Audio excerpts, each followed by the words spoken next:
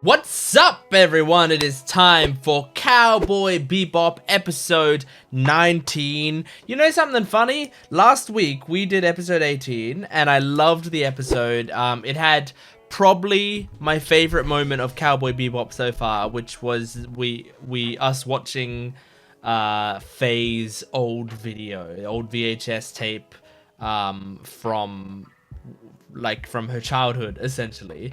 That was such an incredible moment, and it made me cry. And I believe I said in the video that I thought it was going to be the 100th video in my videos where I cry playlist on my YouTube channel, right? I have a playlist of all the videos where I cry. Fun fact, in that week, like there's a week buffer because Patreon account gets these videos a week early, right? In that one single week between then and now, I had 3, I believe, more things that made me cry, more shows that went up beforehand. So it was not that video was not going to be the 100th one on my playlist, which is sad. It almost was the one to break that threshold, but unfortunately, because of the way that my Patreon account and my YouTube account staggers content, it wasn't. So, oh well. MHA was the thing to break that threshold. But yeah, anyway, I loved last episode so much. It was incredible, and I can't wait to jump into more. So this is episode 19. As I said, if you want to get early videos, there's 1 week early on my Patreon account down in the description below, and you can also go to my Jent Watches One Piece channel if you like One Piece. But otherwise, just support the video if you can, and let's jump into Cowboy Bebop episode 19.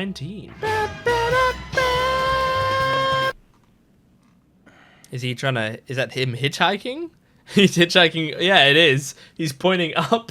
I mean, like, yeah, it makes sense, but it's funny. Wild horses. It's really not my style, you know. The idea of hitchhiking by just doing that. Nothing like this. Just your everyday pirates. Starship pirates, they're called. Fishing for pirates. Sack ships and take whatever they want. Okay, makes sense. Thanks there, little buddy. What's he doing without checking in with us like that? So is Spike's not trying to bait. Spike's in legitimate trouble?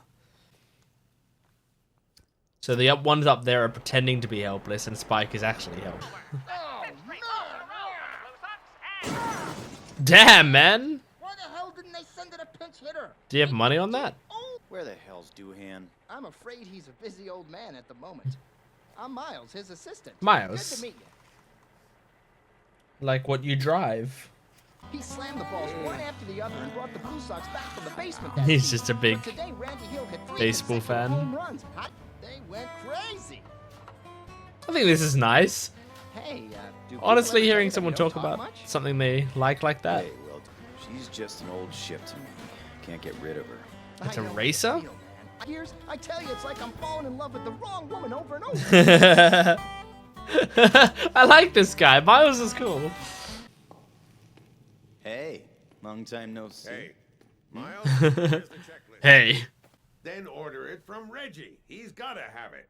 All right, all right. He sure knows Well, how how to use it. pronto could we get See it you if we later. order it from someone? What a hobby. Damn, look at that. That rotten bait. Watch it. Oh.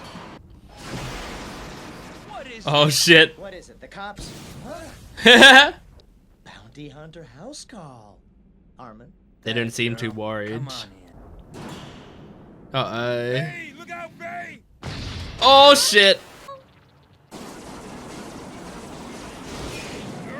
Oh, God. Yeah, she's not doing that. Hey, Ruth, there's one right behind.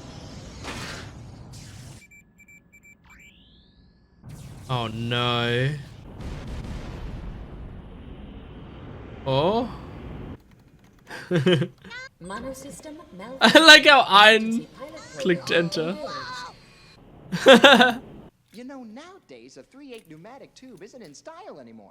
What do you say we go with Does he get annoyed at Miles blabbing all the Enough, time? Miles. with full auto navigation? Oh!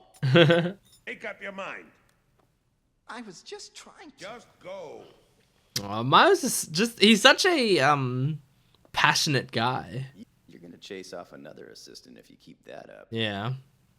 He said he was working on some kind of bacteria or something. Bacteria? Working on a bacteria. No, it's a virus, Faye. A computer virus. Oh. It's the same thing.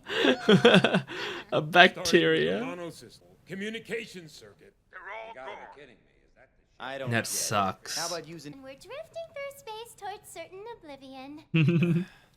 Thank you, Ed. Got... What do you think? It's the newest one. I like the computer's kaput is very cute. A penguin. Delivery truck. A delivery truck. There you go. The two storylines intertwining. Don't get yourself harpooned. Okay. Just dodge the harpoons. You can do that. I just got an invoice from Doohan with your name on it. You need it. You guys need money. If they're physically You're always spending sending money and computer never getting virus it. to us, you through this from here on. This uses the old satellite transmission wave signal Okay. guidance, so it in effect bypasses the monosystem. So, old school communication. And got some baseball happening. That's some secret weapon you got there, Jet. Oh, I was getting invested in that baseball game. That's like a strange looking 3D model. It was a penguin, wasn't it? I think that Yeah, was I'm sure it was a purple penguin. one of the least fitting things that I've seen in Cowboy Bebop before. The first time something hasn't looked like it was meant to be one said there. two of them. Huh? Wait a minute. They're both running. Guess we didn't discuss that option. Payback time for yesterday, boys. All right, here we go. Forgive us, please. We'll pay the parking ticket. Well, pay the parking ticket. I got I love it. It'll be a mess if they spread the virus inside. I know. Oh, and he's hearing that because it's on that frequency. That's really funny. I didn't even think about that happening. What you got, hot? I think he's going after the arm. The little wise ass. You there, Yep. Ruth? Ready to go when It's clever. Oh my god. Oh my god. Whoa. Excellent. What a concept. They just have all of these fucking grapples. Oh. Okay, this is kind of Spike's thing, is how quick it is. Oh god. Hey, George, look at this. And he's in the Earth's gravitational field. Ha! Oh shit. You idiot! Hurry up and do something about this quick! God damn it! They were so cocky. Move away! Now look at him. That old Hulk looks like a goddess to me. Oh my god. Jeez. Whoa! You okay? Oh. Don't just stand there. Get a move on. Go get me some fuel. Yes, sir. He's so passionate. You hear me, Miles is the best. Gotta kill. It'll take 7 hours for me to rendezvous with you. Come on. Jet. 7 Jet, hours. Right? The orbital paths I can take are limited. Isn't there a way you can just Interesting. swing on by? Both the bebop and the swordfish will burn to nothing.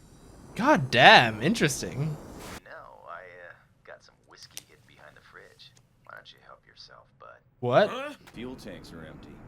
There's nothing I can do now. Right. And tow you back in exchange for the whiskey. Hell Heard the conversation. yeah. Coordinates of the swordfish. And that wouldn't have been able to happen if they weren't using the radio. Did you?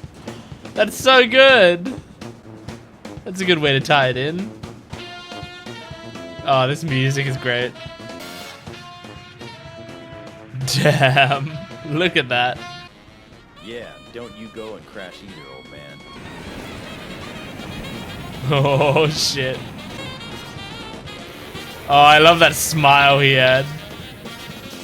He loves the challenge. Time to change your mind and leave, Miles. Nah, he's in for the Blue long Sox haul. Fans never leave the game early. Oh, I like that. I'm flying.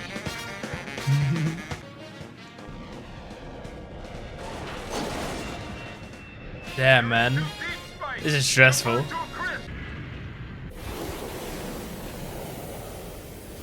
Oh! Oh! Wow. Wow. Whoa! It's one hell of a docking. Tiles are peeled off. The temperature's rising. Don't light your cigarette now. Whatever happens, happens. They'll figure it out. They figured it out. Look at that picture. Cute. Awesome.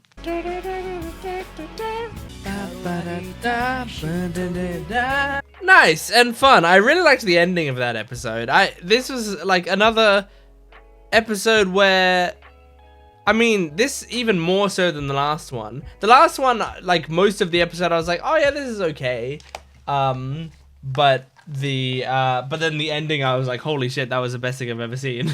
But this episode, for most of the episode, I was like, this is I would say a below average Cowboy Bebop episode. Overall, like I wasn't feeling the story as much for most of this episode.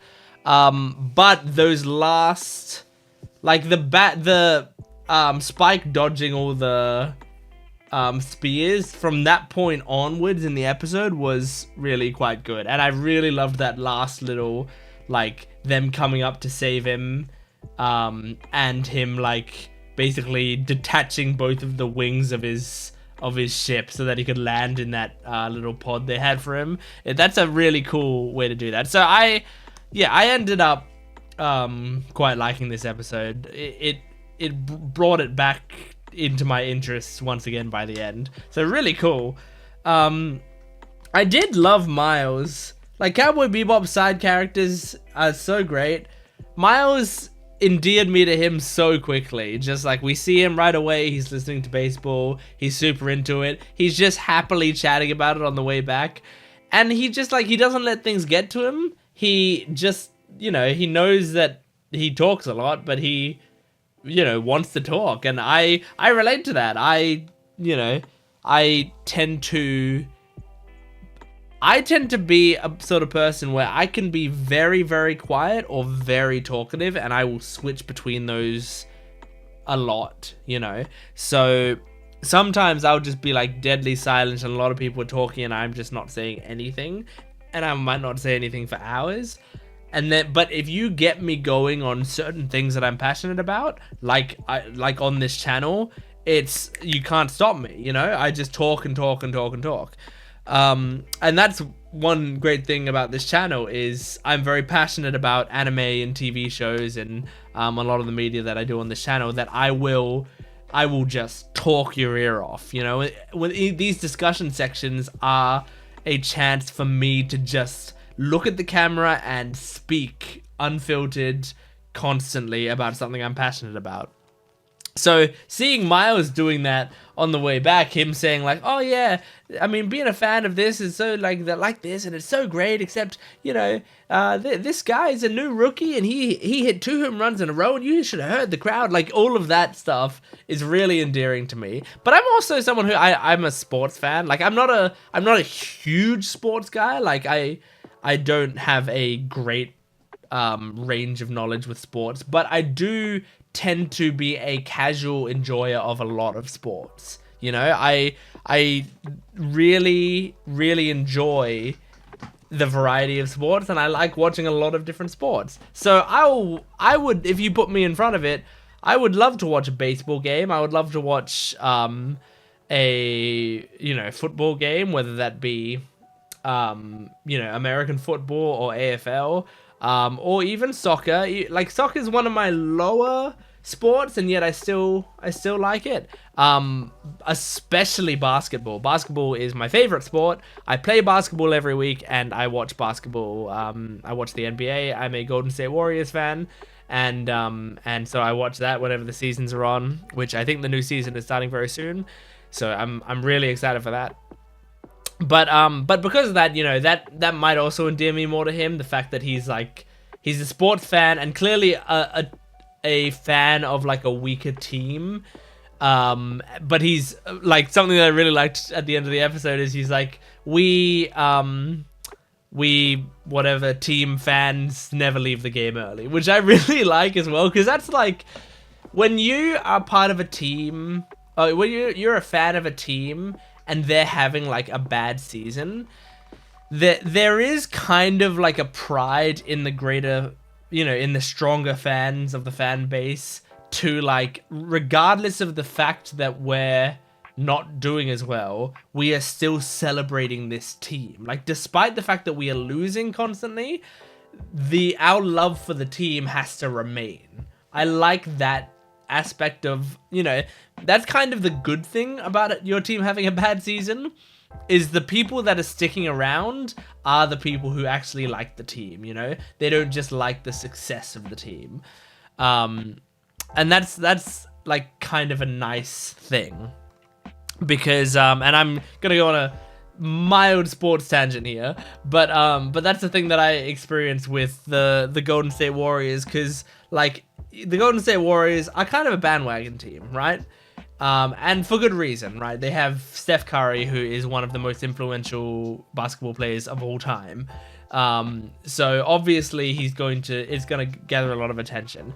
The reason I chose the Golden State Warriors was, when I started following the NBA, the very first thing I did was, I started following the NBA and I saw LeBron James was playing, and I was like, oh, he's the only guy that I know, so I'll follow his team for a little bit, like casually.